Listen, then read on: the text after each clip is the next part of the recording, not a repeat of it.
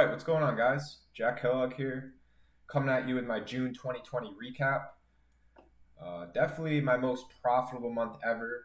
Locked in about $184,000, and most of it came from my trading on the 30th and the 4th. And the two ticker symbols were GNUS the 4th and ticker symbol CYDY the 30th.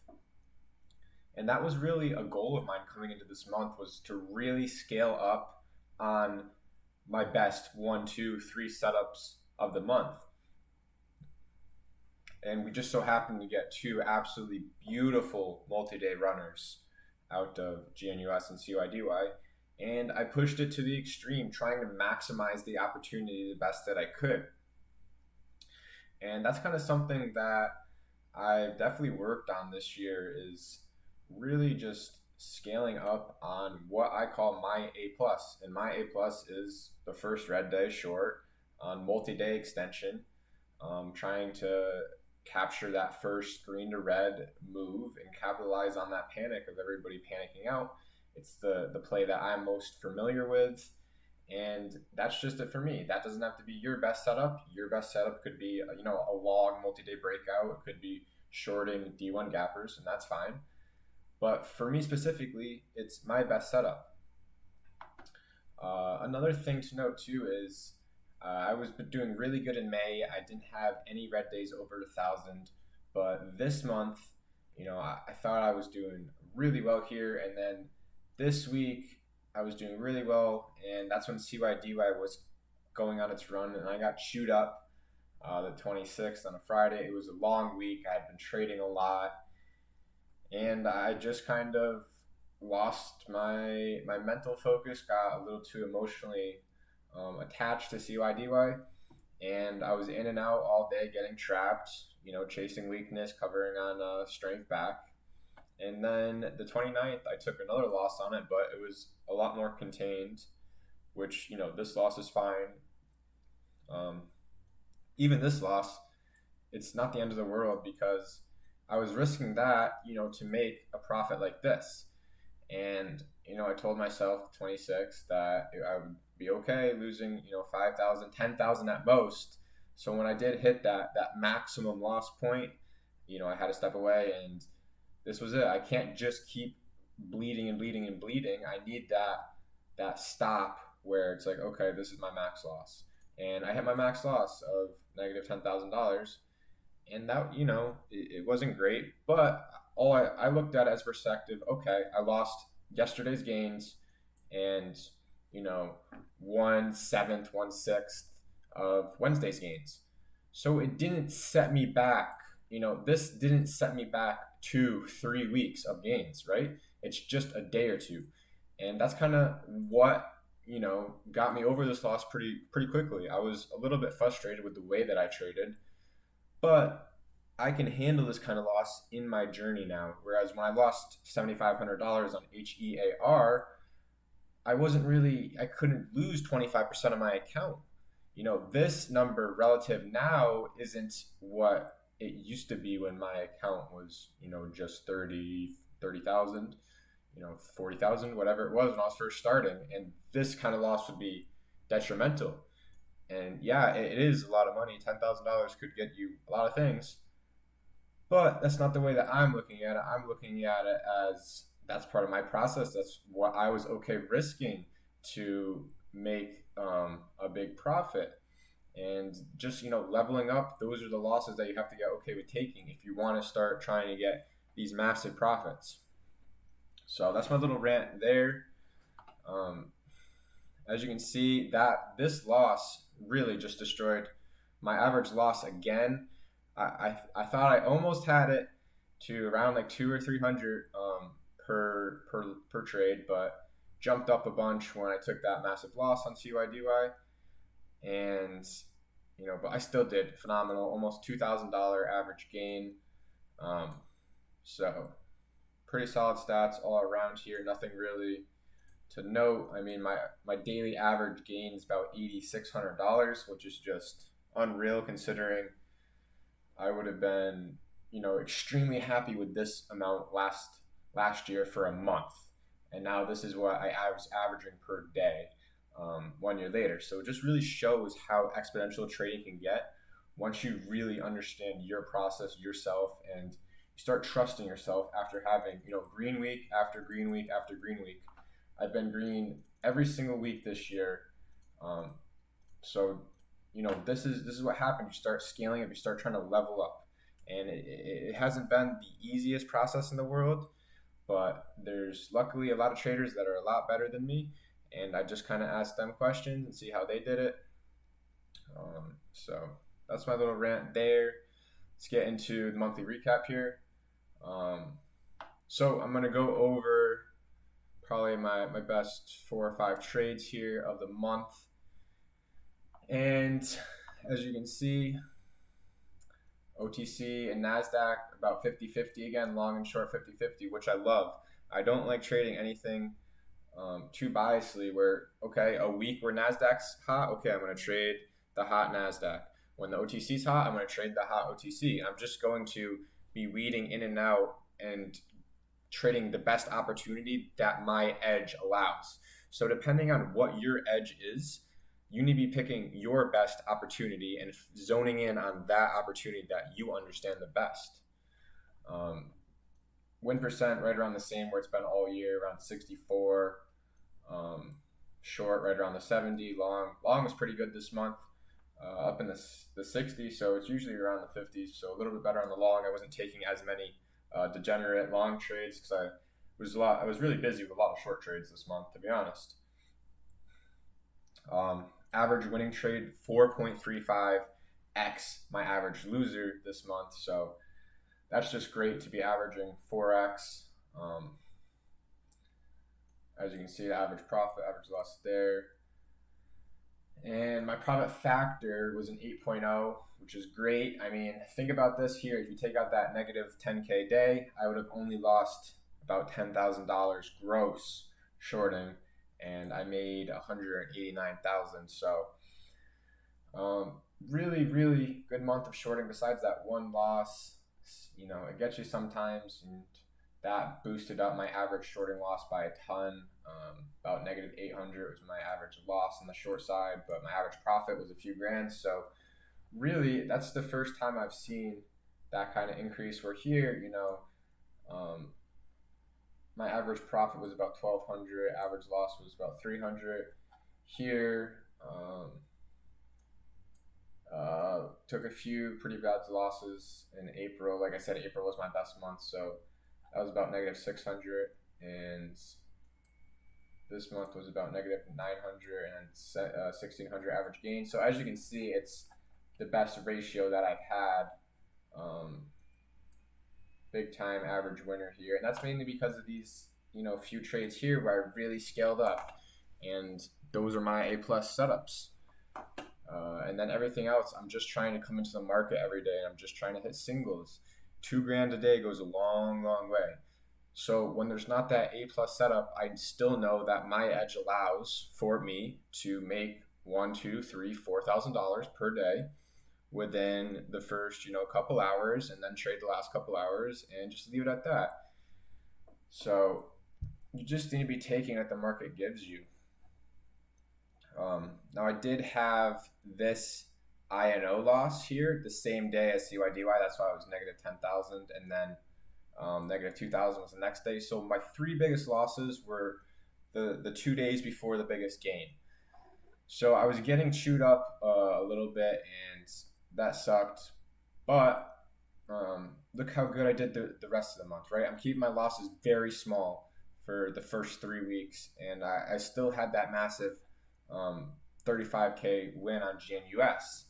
So my stats were looking really good. I was keeping the losses really small until CYDY, but CYDY, that's just what I had to be risking to make this kind of money, you know what I mean? To be moving that much size that I was trying to move, it takes a lot in fees, and it takes some in slippage, and just like the little paper cuts just kept adding up to a decent sized loss. So one more thing that I want to go over here is just, these are my top 5 best and worst trades throughout the first 6 months of the year. These were the top 5 best and worst days, and then the top 5 best and worst weeks. So, just some things that I noticed personally were um, a lot of my worst weeks, like they happened kind of around the same time. So, in April, in April, here are the days where I lost. Right, this was 4 days after. Um, so two of them pretty similar to each other, and then this was just 3 days away. So if I do take a big loss, you know, one of these days, I'm probably going to take another big loss because I'm going to be emotional, right? And as you can see through my data here, 4 out of my 5 trade losses were all kind of similarly around each other, right? And then some other things that I noticed just were a lot of my biggest gains and biggest losses are the same, like CYDY, right? Biggest gain, biggest loss, because I was risking the most on CYDY. It was my A plus setup. APRN, I took a big loss there, but also had a big gain. MRNA was my only ticker that I took a big loss on, and I never had a big gain.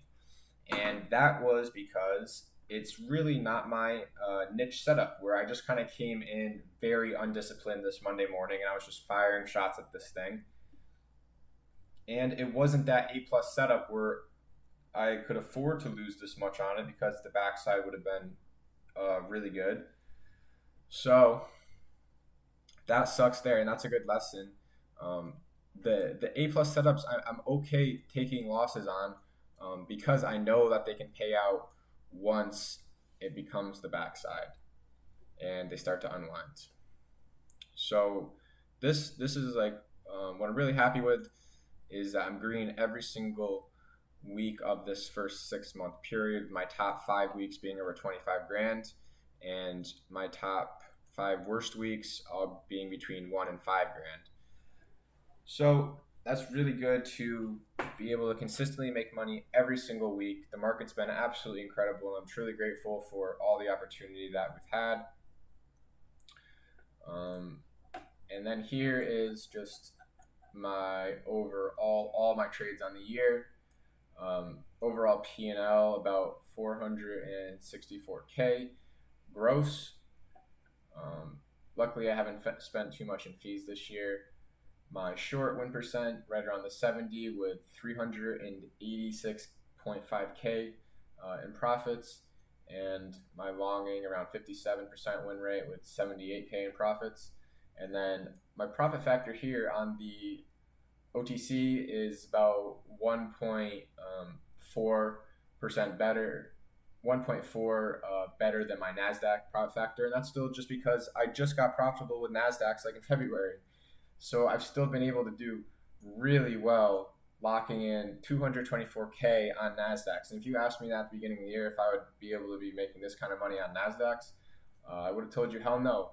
Whereas with OTCs, I was always where I grew up and I started making money. So it still is good to have more money coming from the OTC side, especially just because the CYDY trade, if I didn't have that, I think my NASDAQ would actually be more profits. So that's just really crazy. And something it really has to do with is just the liquidity of the OTC versus the NASDAQs, where the NASDAQs just have a lot more liquidity. So it's easier to move bigger size. With the OTCs, it's a lot more liquid, and it is easier, in my opinion, because that's where the worst companies trade and has the most predictable price action because of the way a market makes and all that stuff. But I had reached a level when I was going long last year where I just couldn't push the kind of size that I wanted to. I wasn't leveling up anymore. I kind of plateaued. And that's when I started expanding strategies. And that's when I've gotten into NASDAQ trading, mostly on the short side, and OTC shorting. And that has yielded me a lot of my profits this year. So if I just stayed complacent and just continued to long OTCs, I would not be where I am today. So it's good to always be adapting, and once you hit certain marks and you see stuff start to plateau out, then um, escalate into other areas, especially just with OTCs. I know probably a lot of you guys probably trade OTCs. Um, they're great, and they're a great thing to start on. I think they're better than Nasdaq to start on just because the price action and everything. But just never be complacent with where you are and always be trying to get better. And that's my goal every single day, is just to always be getting better and always trying to push myself that extra mile, that that extra risk, get myself uncomfortable, and just keep trying to grow as best as I can. And sometimes it's not going to be pretty. Sometimes you lose $10,000 in a day trying to scale up, and that just taught me a lot of lessons. Um, and then I used those lessons to be able to make this 200 R trade, just meaning that I made 200 my average loss on the year on this trade. Obviously, I wasn't risking 300, but that gave me, um, kind of, it's not, you can't just scale up and expect to win every single time, because there's going to be things when you scale up that you don't expect. And a lot of it has to come down to liquidity and position sizing, and if you are chasing your size at the wrong point. So it's just a lot to kind of learn, but as you go, you're just going to learn about yourself and how you trade. Um, so just pattern performance updates on the year. Um, so after my big CYDY trade, my OTC first red day setup is just under 100K by $9 overall in the year. Listed first red day still my best setup. Like as I was telling you guys, the first red day is my favorite setup, and a lot of these trades count also dip buying on the long side, but they're combined into my short. So some of these are long profits, because when I'm covering, I'm buying my position, and I'm over covering, getting long, and then selling into the bounce. But it combines as a short trade. But that is my favorite pattern by far this year. And when I started this thing at the beginning of the year, I didn't know. I thought I would have to remove some patterns that weren't working, but this year's just been amazing, and pretty much everything has just worked. I'm read a few dollars here and there on just some strategies I don't really take too seriously. This is read now by $100, but just all around, it's just been an amazing year. First half of the year here. Not really sure what the next half of the year is going to bring, but I'm just going to bring my A game to the market every day and execute on my edge the best of my ability. So now, enough of that. I'm sure you guys want to see some charts and some thought process on some of these runners. So GNUS was the trade that yielded me this profit day right here, 44,000. So let's dive right into that right here. So the stock first popped up in May, and you can kind of see that it started its run. And I noticed it this day when I was gapping up huge, and then I think it was around 9 a.m. Eastern pre-market, they just announced an offering right after Robinhood, started to buy in, and I could just tell right based on that what kind of stock this was going to be. And this was just in really, really toxic stock, but it continued to hold trend, kind of flagging on the chart here, and then had another ramp up, and I started shorting it some of these days here, and just not really, like, kind of just breaking even, not really getting that unwind.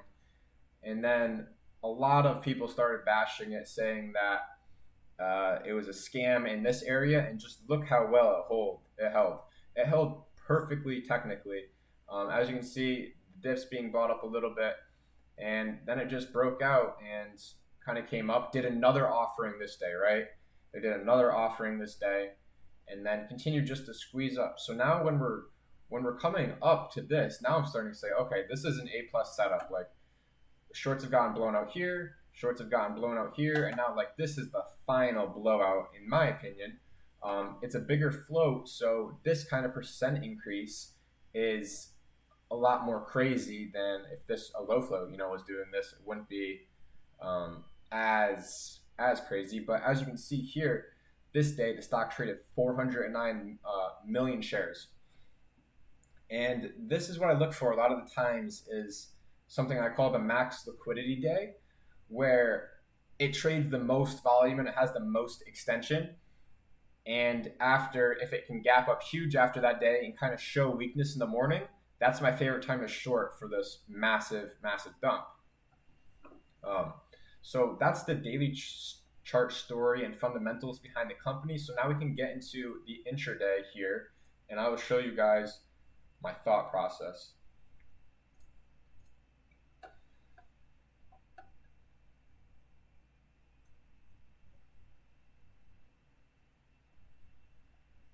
So here it is right here. As I said, this is the max liquidity day right here.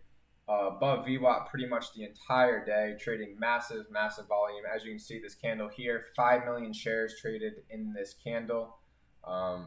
Really nice, pretty strong all day. And then we get that gap up, and that's when I'm looking to take advantage on the short side. And with these is I kind of like to just dabble in. I took a few pre-market paper cuts. I was down maybe 1,000 on the trade on the name, and once the market opened, I just started dabbling into this area here, but no size meaningful at all. I have just an unlimited stop loss on the shares that I'm dabbling into this area because I don't know where high day is going to be. I'm just trying to get a feel for it, right? You can get a lot better of a feel for a trade, in my opinion, if you're in small and you're watching the stock and the tape and level 2 a lot more closely. Whereas if you're watching other things, you're not going to have the same kind of read you do have on it. So after it squeezed out, I was just kind of slowly having some size in here.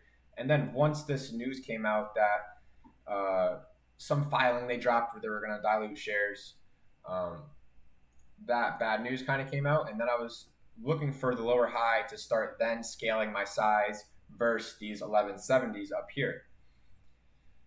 And, it's just a simple hard crack, lower high, and then I'm just slowly putting on shares as it continues to fail. And then as it's dumping, I'm kind of taking some off just in case. I'm taking some off right here just in case it was a trap because it went down, popped back really quick. But then once it confirms and it re-breaks this here on full size, and then we just get the unwind all the way down from the 10s to, the 4s. And this is my favorite pattern because this volatility happens so quickly and it's easy to stay patient and it's easy to stay convicted during this trade because of the extension and because of the velocity and the tape. It's just super heavy. It's easy to stay in the trade. I don't like trading the breakouts, and I don't because it's just so hard to hold through the dips. Whereas when I'm shorting, these moves just happen so quickly. And then I love covering my shares, and then I love getting long for the bounce. And that's what I did in this case. And I got long for the bounce, and it started just halting up. And then I'm selling my long in this area too soon. I always sell the long too soon. And then I'm shorting the bounce using VWAP as a guide, using the resistance as a guide, and shorted a bunch. And then it kind of just dumped and got choppy. And I just ended up covering some and then holding a little bit for here and here. And the bounce short usually is not my favorite thing to short in the world. But that's kind of my mindset on the trade. And I just like taking advantage of this quick volatility here, right? Where it's kind of what Tim Sykes teaches. And that's kind of what I know too from the OTC market, where we get the huge dump on the first red day, the bounce, and then the bounce short, and that's about it. Where this volatility is just very predictable, right? If you guys have seen the Fannie Mae chart, like I want as something as similar to that as I can find, where the volatility is straight up, straight down, straight up, so it's easy to predict. And this isn't OTC, but still look how good these candles are, where they're all red, then they're all green, right? So it's easy to follow that trend and stay in that trade. Um, so that's what I got there for GNUS. And then after these stocks do their dumps, I like shorting bounces the next day.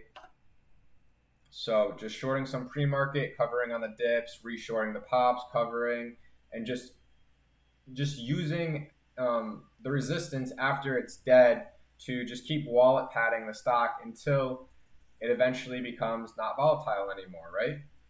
And once it starts getting into this range here, I mean, I'd probably say this day and this day, just start ignoring it, and then um, just kind of leave it alone and move on to the next one, right? I'm not getting attached, like trying to short this thing all the way to zero. I'm taking advantage of the volatility while it's there and then moving on, right? So CYDY, let's get right into it here. This stock first started popping up here in December, and I first started trading it actually this first green day, started buying it long and sold out, and then the next day it just skyrocketed and just kept trading it all throughout this area. And I just continued to get, when it started to get into this area here is when I really started to get chopped, where I think it's going on the breakout, like here and here, and then it finally breaks out and it's so slow and it's choppy, and the first red day sucks, and as you can see it fakes out. So this stock just really just held, and then as you can see here during this consolidation phase, dips getting bought, dips getting bought, dips getting bought, all around this $1 area. And this is in a hot sector. Let me remind you, this is a COVID stock. So when they put out some press release, it spikes. And what the stock is great at doing is getting huge gap ups. And they basically got a huge gap up from 130 to the twos and a huge morning spike. And then it really became a wow, is this thing going to go to like 10 right now? But it was a huge market cap. So it had to take its time here really to consolidate, really to trap the shorts. And then once again, as you can see, the dips keep getting bought, right? The dips keep getting bought. And once we kind of break this like flagging action on the daily here, we just start going on this very manipulative multi-day run where it's grinding up, holding green to red every single day. As you can see, 1, 2, 3, 4, 5, 6, 7, 8 straight green days without pulling back. And just the way that OTCs operate, when these things start to panic, the market makers take advantage of all the sells coming in and they down tick it as much as they can, and they really make it panic. And it's very advantageous to be on the short side during these because there's just so much panic. And that's where you want to put yourself, right? Is in that quick panic move. Like I was saying, it's very hard for me to buy this and stay patient, but this huge move here I like on the short side because it just dumps so quick. So let's get into the intraday here.